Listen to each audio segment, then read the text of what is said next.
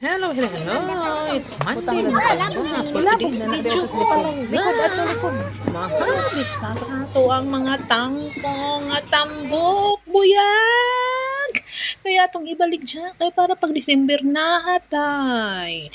Mapalit og candy. Mo ni among source of income sa amuang section mga palangga grade 3B.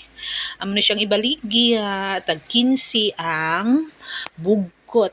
Tag-asidya, tambok, tagin siyang bugot, inya mo pamaligya ni siya sa mga co-teacher nako, nga ganahan og aplan tangkong, ganahan pa mo og aplan tangkong, may nalaman ni, basta na jud ka itanom na, akay ibaligya, o da, daghanay na malita ng mga palangga, giharbis na tanan na apil dito spikas, kay daghanay na malit, apil na ang mga parents na malit, diba, ganahan sila og aplan tangkong, so, after 2 weeks na pud ani, managhanap po ni si Jana, ana po yung mga maliit. So, yung anak lang gajud na, mga palangga. So, busy kayo si Ma'am Daisy sa pagbugot. Tag-15 ang bugot, tag-15 ang bugot. Okay na mga palangga. O, tanawa.